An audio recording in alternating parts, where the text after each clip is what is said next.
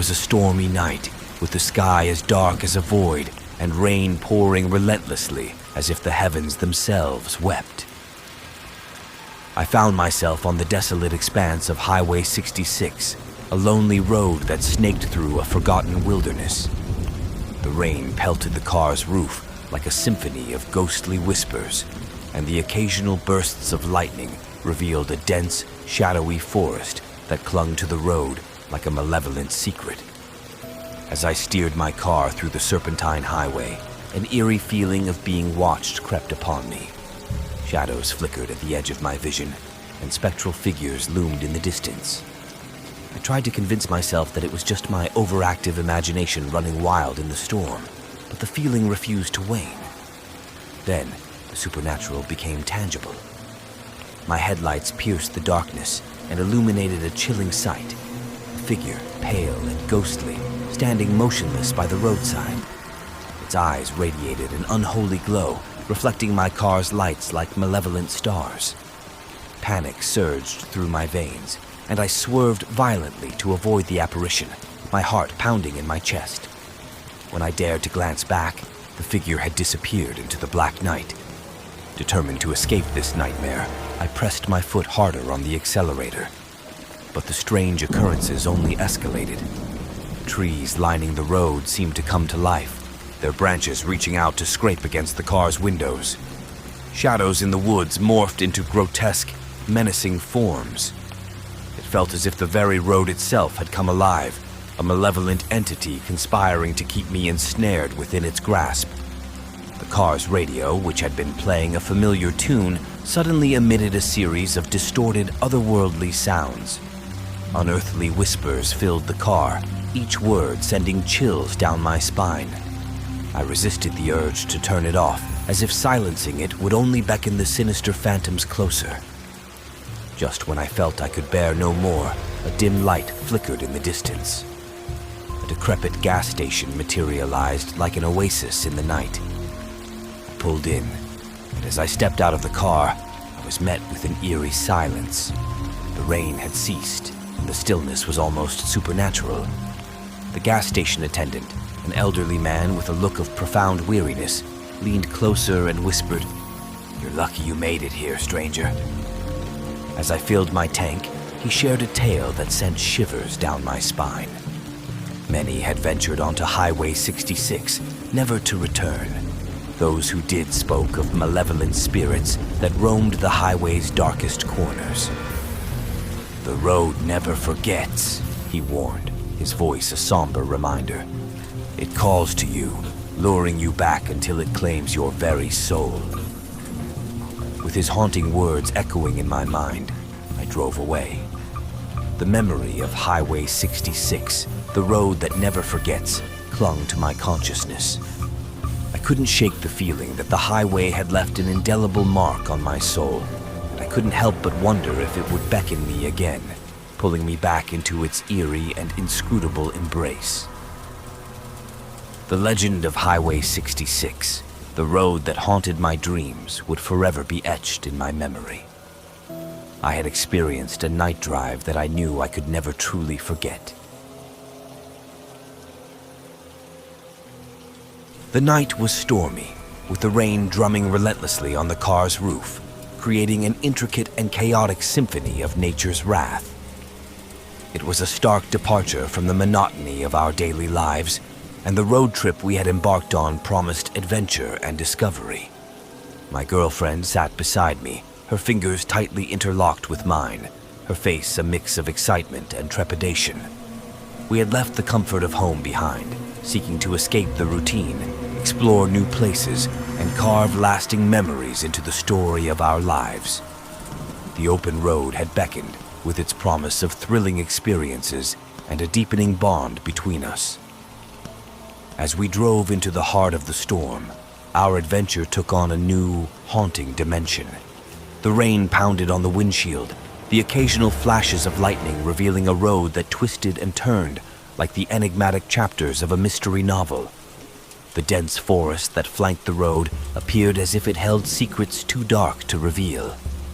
Our journey was not just about exploring new destinations, It was about rediscovering ourselves and testing the strength of our connection. As I navigated the winding road, my girlfriend's unease became palpable. Her eyes darted nervously, capturing fleeting shadows and ghostly figures that seemed to dance at the edge of our vision. The sensation of being watched, once my solitary burden, now rested heavily upon us both. She squeezed my hand, seeking comfort as her fear mingled with mine. Then, the eerie sensation manifested into an unsettling reality. Our headlights pierced the darkness, illuminating a figure by the roadside. My girlfriend gasped in terror, her grip on my hand reaching a vice-like intensity. The spectral figure stood pallid and haunting, its eyes radiating an uncanny glow. Its gaze felt like a condemnation from another realm. Panic surged through us, and I swerved the car to avoid the apparition, our hearts beating in frantic unison. But when we dared to glance back, the figure had vanished into the obscurity, leaving us with a chilling memory etched into our minds. Determined to escape this enigmatic terror, I pressed the accelerator harder. The rain hammered against the windshield. The trees along the road seemed to extend their gnarled branches toward us, and the shadows in the forest morphed into grotesque, otherworldly shapes. It was as if the very environment itself had turned malevolent, as if nature conspired to keep us within its mystifying clutches.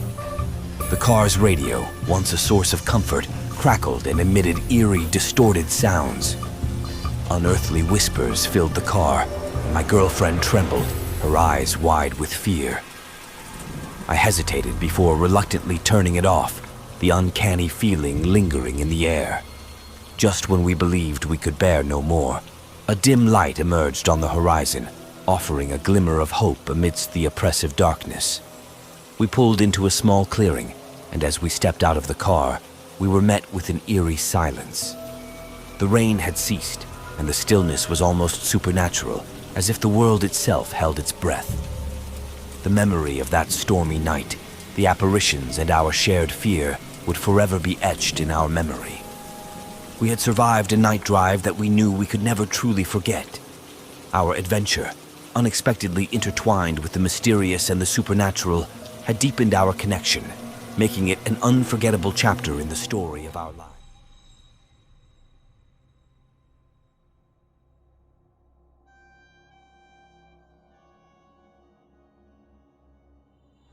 We had been invited to a New Year party at a haunted mansion.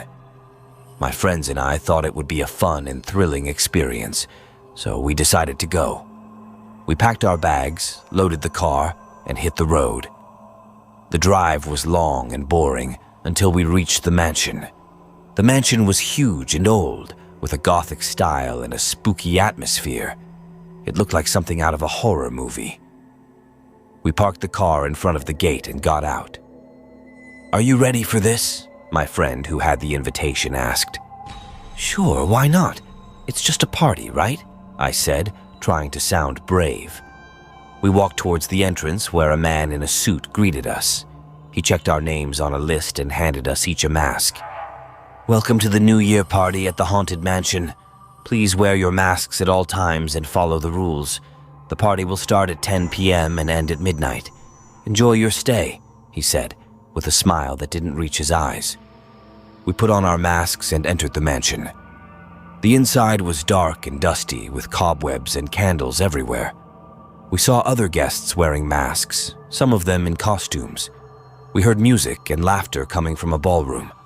We decided to explore the mansion, hoping to find some clues about its history and its hauntings. We split up and went to different rooms, agreeing to meet at the ballroom before the party started. I went to the library where I found a bookshelf full of old books. I picked one at random and opened it. It was a diary written by the owner of the mansion. I started to read it, curious about his life. The diary was dated from the late 1800s, and it told the story of a man who was obsessed with the occult. He had performed various rituals and experiments in the mansion, trying to contact the spirit world. He had claimed to have succeeded, but at a terrible cost. He had unleashed a dark force that haunted the mansion and tormented him and his family. He had tried to get rid of it, but it was too late. He had ended his diary with a warning. Do not come to this mansion. It is cursed. It will trap you and kill you. It will not let you go. It will not let you celebrate the new year. It will make you its slave. Beware of the midnight hour. Beware of the mask. I felt a chill run down my spine as I read the last words. I looked at the clock on the wall. It was 11:55 p.m. I realized that I had lost track of time and that I had to get to the ballroom. I closed the book and put it back on the shelf. I ran out of the library, hoping to find my friends. But as I ran through the corridors, I noticed that something was wrong. The mansion was silent and empty, as if everyone had disappeared. The candles were flickering and the shadows were moving. I heard whispers and moans coming from nowhere and everywhere. I felt a presence behind me, following me. I turned around and saw a figure in a mask. It was the same mask that I was wearing, but it was twisted and distorted. It had no eyes, no nose, no mouth. It had only a hole, a black hole that sucked in everything. It reached out to me with a hand that was cold and clammy. It touched my mask, and I felt a shock. It pulled my mask off, and I screamed. It was my face. It was my face under the mask. It was me. Happy New Year, it said in my voice.